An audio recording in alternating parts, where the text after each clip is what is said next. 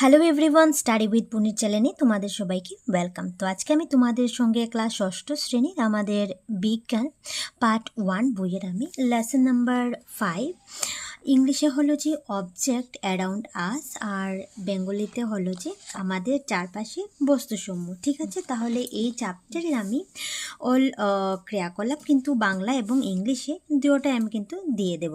তাহলে অবশ্যই আমার ভিডিওটা তোমরা স্কিপ না করে দেখতে থাকো। এন্ড অবশ্যই আমার চ্যানেলে যদি নতুন কেউ ভিজিট করে থাকো তাহলে অবশ্যই আমার চ্যানেলটাকে লাইক, শেয়ার অ্যান্ড সাবস্ক্রাইব করে নেবে পরবর্তী নোটিফিকেশন পাওয়ার জন্য। তাহলে চলো আমি তোমাদের সঙ্গে এই লেসনের অল এক্সারসাইজ তোমাদেরকে দিয়ে দিচ্ছি। তাহলে দেখে নাও, এক্সারসাইজ ইংলিশে কিন্তু এক্সারসাইজ বলা হয় আর বাংলায় কিন্তু এটাকে প্রশ্নাবলী বলা হয়। নাম্বার 1 দেখে নাও, প্রথম বাংলা আমি আনসারটা বলে দিচ্ছি, তারপর কিন্তু আমি ইংরেজিতে আনসারটাই বলে দেব। নাম্বার 1 হলো যে শুদ্ধ উত্তরের বৃত্তটিতে কালো করো। ঠিক আছে, তাহলে যেটি 4টা অপশন আছে সেটার মধ্যে যেটা শুদ্ধ হবে সেটা বক্স কিন্তু তুমি কালো করবে। নাম্বার 1 হলো দ্রব্য যে পরিমাণ স্থান দখল করে থাকে তাকে কি বলা হয়? তাহলে সঠিক আনসার তোমার সি হয়ে যাবে, আয়তন বলা হয়। ঠিক আছে, তাহলে সি নম্বর বৃত্তটি তুমি দাগ করে দেবে। আমি অলরেডি কিন্তু দাগ করে নিয়েছি, তোমরা দাগ করে নেবে, কালো করে নেবে। ঠিক আছে, এটা ঠিক আছে, বি হবে না, সি হবে। 2 নম্বর দেখে নাও, দেওয়া হলো নিচের কোনটি স্বচ্ছ হয়ে যাবে, পরিষ্কার হয়ে যাবে। তাহলে এখানে 4টা অপশনের মধ্যে সঠিক আনসার তোমার বি হয়ে যাবে, কাজ হয়ে যাবে তোমার স্বচ্ছ। তাহলে বি নম্বর বৃত্তটি তুমি কি করবে, কালো করে দেবে। নাম্বার সি দেখে নাও, দেওয়া হলো যে নিচের কোনটি অর্ধ স্বচ্ছ। ঠিক আছে, তাহলে 4টা অপশনের মধ্যে হয়ে যাবে নাম্বার সি হয়ে যাবে, তেল মাখা কাগজ হয়ে যাবে তোমার অর্ধ স্বচ্ছ। তাহলে সি নম্বর বৃত্তটাও তুমি কিন্তু কালো করে দেবে। নাম্বার 4 হলো দেখে নাও, নিচের বিকল্পগুলি থেকে অমিলটি খুঁজে বের করো। তাহলে দেখতে পাচ্ছ এখানে সোনা, তামা, অ্যালুমিনিয়াম এবং বাঁশ দেওয়া আছে, তাহলে সেটির মধ্যে অমিল হয়ে যাবে তোমার ডি, বাঁশ হয়ে যাবে। তাহলে ডি নম্বর বৃত্তটি কিন্তু এভাবে তুমি কালো করে দেবে। তারপর দেখো এখানে বেঙ্গলিতে আমি তো বাংলায় বলে দিলাম, এখন কিন্তু ইংরেজিতে দেখে নাও আনসারটা তোমার কি হবে।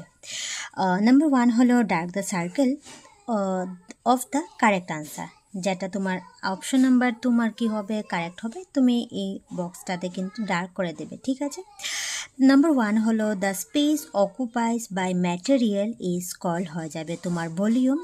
ঠিক আছে, তাহলে সি নম্বর বৃত্তটি তুমি কিভাবে কমপ্লিট করে দেবে। তারপর নাম্বার 2 দেখে নাও, দেওয়া হলো যে which of the following is A transparent. তাহলে 4টি অপশনের মধ্যে তোমার সঠিক আনসার হয়ে যাবে বি, গ্লাস হয়ে যাবে। তাহলে বি নম্বর বৃত্তটি কিন্তু এইভাবে ডার্ক করে কমপ্লিট করে দেবে। নাম্বার 3 হলো which of the following is a translucent হয়ে যাবে। ঠিক আছে, তাহলে 4টি অপশনের মধ্যে তোমার সঠিক আনসার হয়ে যাবে সি, যে অয়েল পেপার। তাহলে সি নম্বর বৃত্তটি তুমি কি করবে, ডার্ক করে দেবে। নাম্বার 4 দেখে নাও, find out odd one from following. তারপর এটার মধ্যে কিন্তু কোনটি অমিল, তাহলে বাম্বো হয়ে যাবে, বাম্বো মিন্স বাজ, একটু আগে বলে দিলাম যে বাঁশ হয়ে যাবে। তাহলে ডি নম্বর বৃত্তটি তুমি এভাবে ডার্ক করে দেবে। তারপর নেক্সট দেখে না, বাংলায় দেওয়া হলো যে নাম্বার 2 হলো যে নিচের কোনগুলো বস্তু জলে দ্রবণীয়, জলে মিশে যাওয়া কে বলা হয় জলে দ্রবণীয়, এবং কোনগুলি জলে অদ্রবণীয় হয় লিখো, মানে যেগুলি জলের সঙ্গে মিশে না। তাহলে দেখতে পাচ্ছ কয়টি অনেকটা কিন্তু দিয়ে দিচ্ছি, তুমি কোনটা জলে মিশবে সেটা এখানে লিখবে। আমি অলরেডি বইয়ের মধ্যে লিখে দিচ্ছি, তোমরা একবার দেখে নাও। চিনি হয়ে যাবে জলে দ্রবণীয় হবে, বালি কিন্তু জলে অদ্রবণীয় হবে, চকের গুঁড়ো হয়ে যাবে জলে অদ্রবণীয়, লবণ হয়ে যাবে জলে দ্রবণীয়। নেক্সট দেখে নাও, নারিকেল তেল হয়ে যাবে জলে অদ্রবণীয়, মধু হয়ে যাবে জলে দ্রবণীয়, এবং চালের গুঁড়ো হয়ে যাবে জলে অদ্রবণীয়। ঠিক আছে, এভাবে কিন্তু তুমি লিখে নেবে। সিমিলারলি এইভাবে কিন্তু ইংরেজিতেও দেওয়া হলো, তুমি একবার দেখে নাও। 2 হলো যে which of the following object are soluble in water in which are insoluble in water, মানে একটু আগে বললাম যে জলে দ্রবণীয় এবং অদ্রবণীয়। তাহলে সুগার হয়ে যাবে তোমার সলিউবল ইন ওয়াটার, জলের সঙ্গে মিশে যায়। স্যান্ড মিন্স বালু তো মিশে না, তাহলে ইনসলিউবল ইন ওয়াটার এখানে লিখে নেবে। চক পাউডার হয়ে যাবে ইনসলিউবল ইন ওয়াটার, সল্ট হয়ে যাবে সলিউবল ইন ওয়াটার হয়ে যাবে। কোকোনাট অয়েল হয়ে যাবে ইনসলিউবল ইন ওয়াটার, হানি হয়ে যাবে soluble in water, and rice powder হয়ে যাবে ইনসলিউবল ইন ওয়াটার। ঠিক আছে, এভাবে কিন্তু খাতায় লিখে লার্ন করে নেবে। তারপর নেক্সট দেখে নাও, 3 নম্বর হলো পদার্থ কি উদাহরণ সহ ব্যাখ্যা করো। ইংরেজিতে কোশ্চেনটা দেওয়া হলো যে what is matter, explain with example. ঠিক আছে, তাহলে এই দুটি বাংলা এবং ইংরেজিতে আমি প্রশ্নের উত্তরটা দিয়ে দিচ্ছি। তাহলে প্রথমে তুমি আনসারটা ইংরেজিতে লিখে নেবে যে anything that has mass and volume is matter. Example হয়ে যাবে সলিড, টেবিল চেয়ার হয়ে যাবে, লিকুইড হয়ে যাবে ওয়াটার মিল, তারপর গ্যাস হয়ে যাবে এয়ার, অক্সিজেন। এভাবে তুমি বাংলায় কিন্তু আনসারটা লিখবে যে ভর এবং আয়তন থাকা দ্রব্যগুলি হলো, কঠিন হয়ে যাবে টেবিল চেয়ার, তরল হয়ে যাবে জল দুধ, গ্যাস হয়ে যাবে বাতাস এবং অক্সিজেন। ঠিক আছে, যারা ইংরেজিতে আনসার করতে চাও এটা লিখতে পারো, এবং যারা বাংলায় আনসার করতে চাও এটাই তুমি আনসার লিখে নেবে। তারপর নেক্সট নাম্বার 4 দেখে নাও, দেওয়া হলো যে কোন দুটি বৈশিষ্ট্যের সাহায্যে তো আমরা বলতে পারি যে শিলা একটি পদার্থ। এভাবে ইংরেজিতে কোশ্চেনটি হলো যে from which two properties can we say that stone is a matter. তাহলে তুমি আনসারটা লিখবে। তাহলে তুমি প্রথম ইংরেজিতে আনসারটা লিখতে পারো যে stone has mass and it also occupy space, hence it is consider has matter. বাংলায় আনসারটা তোমরা এভাবে লিখতে পারো যে শিলাতে ভর আছে এবং এটি স্থান জুড়েও থাকে, সুতরাং এটি পদার্থ হিসাবে গণ্য করা হয়। ঠিক আছে, ছোট ছোট আনসার আছে, তোমরা কিন্তু খাতায় লিখে শিখে নেবে। তারপর নেক্সট 5 নম্বর কোশ্চেন দেখে নাও, 4টি দ্রব্যের নাম লিখো যেগুলো দিয়ে গ্লাস বানানো হয়। তারপর ইংরেজিতে কোশ্চেনটি দেখে নাও যে right the name of 4 material by which we can make a tumbler. তাহলে আনসারটা তোমরা ইংরেজিতে এবং বাংলায় দেখে। তাহলে তোমরা প্রথম ইংরেজিতে আনসারটা এবং বাংলা দুটোটা মিক্স করে দেওয়া আছে, তোমরা লিখে নেবে যে the name of 4 materials by which we can make a tumbler আর হয়ে যাবে এই plastic, paper, glass, steel. Similarly ইংরেজিতে বাংলা যারা আনসার করতে চায় তাহলে এটা লিখবে যে 4টি দ্রব্যের নাম যেগুলো দিয়ে গ্লাস বানানো হয় সেগুলি হয়ে যাবে প্লাস্টিক, তারপর হয়ে যাবে কাগজ, তারপর হয়ে যাবে কাঁচ। ঠিক আছে, তারপর হয়ে যাবে স্টিল হয়ে যাবে। এভাবে আনসারটা কিন্তু লিখে নেবে। তারপর নাম্বার 6 নম্বর দেখে নাও, দেওয়া হলো যে হোয়াট ইজ লাস্টার্স। তারপর বাংলায় কোশ্চেন দেওয়া হলো যে দ্রুতি কী। তাহলে তুমি আনসারটা লিখবে যে the gentle shine is call lustrous. ইংরেজিতে লিখে নেবে এবং বাংলা যারা আনসার করতে চায় তারা লিখবে চিকমিক করা বৈশিষ্ট্যকে দীপ্তি বা দ্যুতি বলা হয়। ঠিক আছে, আনসারটা লিখে নেবে। তারপর নেক্সট দেখে নাও, 7 নম্বর দেওয়া হলো যে নিচের সব বাক্যগুলি শুদ্ধ না অশুদ্ধ লিখো। প্রথম বাংলায় দেখে নাও, এ নম্বর দেখে নাও, কাঠ স্বচ্ছ কিন্তু কাচ অস্বচ্ছ। কাঠ স্বচ্ছ কিন্তু কাচ অস্বচ্ছ, তাহলে এটা তোমার অশুদ্ধ হয়ে যাবে।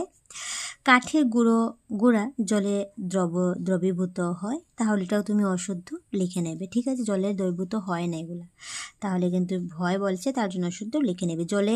লবণ জলে দ্রবীভূত হয়, তাহলে এটা কিন্তু কারেক্ট আনসার, শুদ্ধ দিয়ে দেবে। কাঠের টুকরো জলে ভাসে, এটা তোমার শুদ্ধ হবে। নারিকেল তেল জলে দ্রবীভূত হয়, এটা কিন্তু অশুদ্ধ হবে। ঠিক আছে, লিখে নেবে। নাম্বার 5 এফ দেখে নাও, দেওয়া হলো যে গ্লিসারিন জলে দ্রবীভূত হয়, তাহলে এটা তুমি শুদ্ধ লিখবে। তামা এবং লোহা দ্রুতিমান দ্রব্য, তাহলে এটা তুমি শুদ্ধ লিখবে। এবং বায়ু স্বচ্ছ, এটা তুমি কিন্তু শুদ্ধ লিখবে। সিমিলারলি ইংরেজিতেও এইভাবে লিখবে যে 7 নম্বর দেখে নাও, write whether the following sentence are correct or incorrect তুমি এখানে লিখে নেবে। তাহলে দেখতে পাচ্ছ wood is transparent but glass is opaque হয়ে যাবে, তাহলে এটা তোমার কিন্তু ইনকারেক্ট লিখে নেবে। ঠিক আছে, আমি এখানে লিখে দিচ্ছি, ইনকারেক্ট হয়ে যাবে। নেক্সট দেখে নাও, sodas is a soluble in water, তাহলে এটাও তুমি ইনকারেক্ট লিখে নেবে, এটা তোমার কারেক্ট না। নেক্সট দেখে নাও, দেওয়া হলো যে salt is soluble in water, তাহলে এটা তুমি কারেক্ট লিখে নেবে। Similarly a piece of wood float in water, তাহলে এটাও তোমার কিন্তু কারেক্ট হয়ে যাবে। ঠিক আছে, কারেক্ট এখানে তুমি লিখে নেবে। নেক্সট দেখে নাও, coconut oil is soluble water, তাহলে এটা কিন্তু ইনকারেক্ট হবে। ঠিক আছে, তাহলে তুমি এখানে ইনকারেক্ট লিখে নেবে। নেক্সট দেখে নাও, দেওয়া হলো গ্লাইসারিন ইজ সলিউবল ইন ওয়াটার, তাহলে এটা তোমার কারেক্ট হয়ে যাবে। তো এখানে তুমি কারেক্ট লিখে নেবে। Copper and iron are lustrous material, তাহলে এটা তোমার কি হয়ে যাবে, শুদ্ধ হয়ে যাবে, কারেক্ট হয়ে যাবে। এখানে তুমি কারেক্ট লিখে নেবে। 8 নম্বর দেখে নাও, দেওয়া হলো যে এয়ার ইজ ট্রান্সপারেন্ট, তাহলে এটা তোমার শুদ্ধ হয়ে যাবে, কারেক্ট। এখানে এভাবে তুমি কারেক্ট লিখে নেবে। নাম্বার 8 দেখে নাও, দেওয়া হলো যে নিচে প্রদত্ত বস্তুগুলির সাথে দ্রব্যগুলি মেলাও যেগুলি থেকে বস্তুটি তৈরি হয়েছে। ঠিক আছে, তাহলে তুমি এখানে বস্তু এবং দ্রব্যের সঙ্গে তৈরি হওয়া মিলিয়ে নেবে।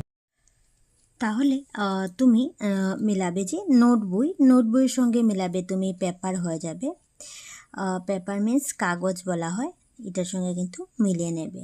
তারপর দেখতে পাচ্ছ, তারপর হয়ে যাবে তোমার গজালের সঙ্গে তুমি মিলিয়ে নেবে, আয়রন হয়ে যাবে। ঠিক আছে, আয়রন মিন্স লোহা হয়ে যাবে, তাহলে কিন্তু মিলিয়ে নেবে। তারপর চেয়ারের সঙ্গে তুমি দিয়ে দেবে কাঠ, দ্রব্য হয়ে যাবে বস্তু চেয়ার এবং দ্রব্য হয়ে যাবে কাঠ। গ্লাসের সঙ্গে দেবে কাচের সঙ্গে মিলিয়ে নেবে এবং সুতা হয়ে যাবে তোমার তুলা দিয়ে দেবে। ঠিক আছে, এভাবে কিন্তু বস্তু এবং দ্রব্য এভাবে তুমি দিয়ে দেবে। সিমিলারলি 8 নম্বর দেওয়া হলো যে match the material with the object from which object is made up of, তাহলে অবজেক্ট এখানে ম্যাটেরিয়াল দিয়ে দিচ্ছে, তাহলে তুমি এখানে মিলে নেবে। তাহলে নোটবুকের সঙ্গে তুমি মিলাবে পেপার, নীলের সঙ্গে তুমি মিলাবে আয়রন। তারপর নেক্সট হয়ে যাবে চেয়ারের সঙ্গে তুমি মিলাবে উড।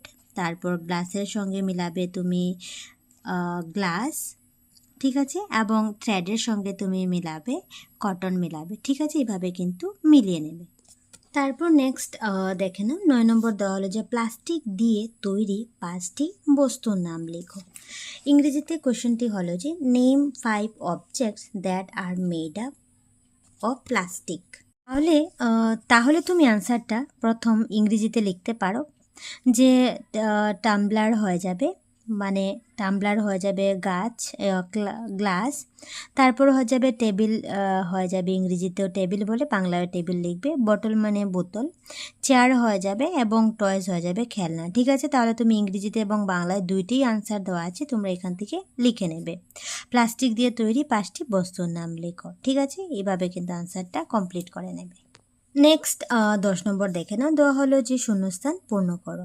তাহলে দেখতে পাচ্ছ অলরেডি কিন্তু আমি লিখে নিয়েছি, তোমরা একবার দেখে নাও। 1 নম্বর হলো যে একটি বস্তু বিভিন্ন দ্রব্য দিয়ে গঠিত হতে পারে, তাহলে এখানে দ্রব্য লিখে নেবে। 2 নম্বর হবে বস্তুগুলিকে ভাগ করা পদ্ধতিকে শ্রেণীভুক্তকরণ বলা হয়, এখানে শ্রেণীভুক্তকরণ লিখে নেবে।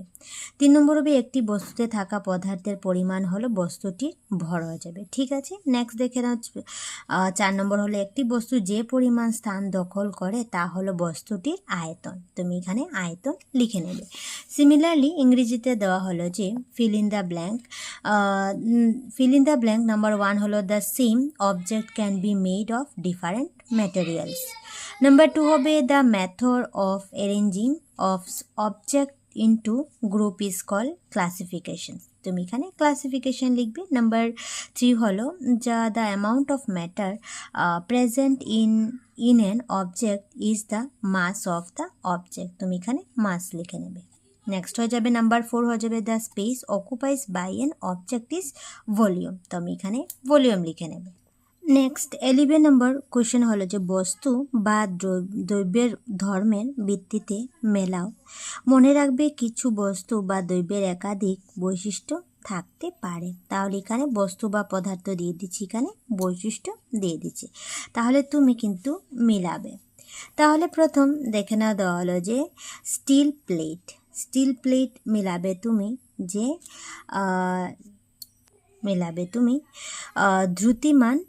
দ্রুতিমান উজ্জ্বল হয়ে যাবে। ঠিক আছে, আবার অস্বচ্ছ মেলাতে পারো। নেক্সট হয়ে যাবে কাচের বোতল হয়ে যাবে অস্বচ্ছ হয়ে যাবে। ঠিক আছে, তারপরে কাঠের টুকরো হয়ে যাবে তোমার স্বচ্ছ হয়ে যাবে, কাঠের টুকরো। সরি, কাচের বোতল হয়ে যাবে তোমার স্বচ্ছ হয়ে যাবে, ঠিক আছে, এবং কাঠের টুকরো হয়ে যাবে তোমার, এটার থেকে মিলিয়ে নেবে যে কাঠের টুকরো হয়ে যাবে অস্বচ্ছ হয়ে যাবে, এবং লবণ হয়ে যাবে যে জলে দ্রবণীয়। তো এইভাবে তুমি মিলিয়ে নেবে, এটাতে কিন্তু ঠিক করে নেবে। কাচের বোতল হয়ে যাবে স্বচ্ছ, কাঠের টুকরো হয়ে যাবে তোমার অস্বচ্ছ। ইংরেজিতে 11 নম্বর দেওয়া হলো যে match the following according to their properties, some object or materials may have multiply properties. তাহলে এখানে অবজেক্ট এবং প্রপার্টিস দিয়ে দিচ্ছে। তাহলে প্লেট, তুমি স্টিল প্লেটের সঙ্গে তুমি মিলিয়ে নেবে যে লাস্টার্স, ঠিক আছে, এইভাবে তুমি মিলিয়ে নেবে। নেক্সট হয়ে যাবে গ্লাস ব্লু বোতল হয়ে যাবে তোমার ট্রান্সপারেন্ট হয়ে যাবে, ঠিক আছে। তারপরে উডেন ব্লক হয়ে যাবে তোমার অপেক হয়ে যাবে, ঠিক আছে, যেটাকে বলা অস্বচ্ছ, এবং সল্ট হয়ে যাবে তোমার সলিবল ইন ওয়াটার হয়ে যাবে, ঠিক আছে, জলে দ্রবণীয়। সিমিলারলি নেক্সট দেখে নাও 12 নম্বর বলা হলো যে তোমাকে যদি একটি মজবুত, পাতলা এবং দীর্ঘস্থায়ী ব্রেঞ্চ তৈরি করতে বলা হয়, তাহলে তুমি কোন দ্রব্য নির্বাচন করবে এবং কোন নির্দিষ্ট বৈশিষ্ট্যগুলিকে অগ্রাধিকার দেবে। ইংরেজিতে কোশ্চেনটি হলো যে if you are asked to design a new type of desk for your school which is strong, lightweight and durable, which material would you select and what properties would you priorities and ensure the desk meets this need।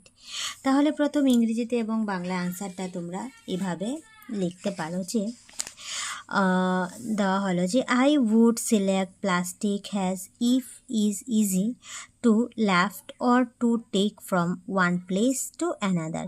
Plastic can be cleared regularly and made to look new even after long use.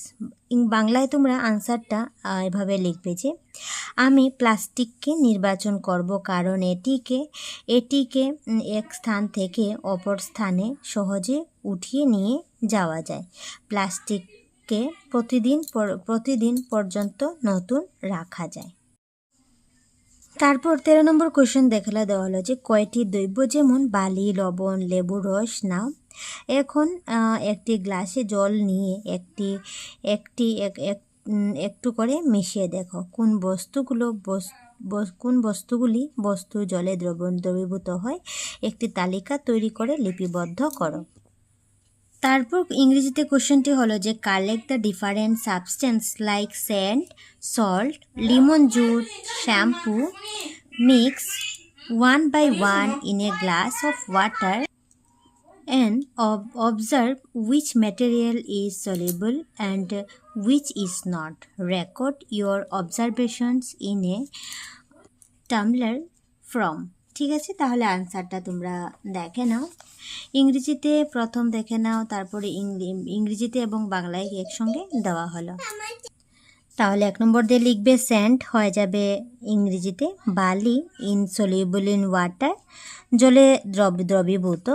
2 নম্বর দিয়ে লিখবে lemon juice হয়ে যাবে soluble in water, তুমি লিখবে জলে দ্রবীভূত।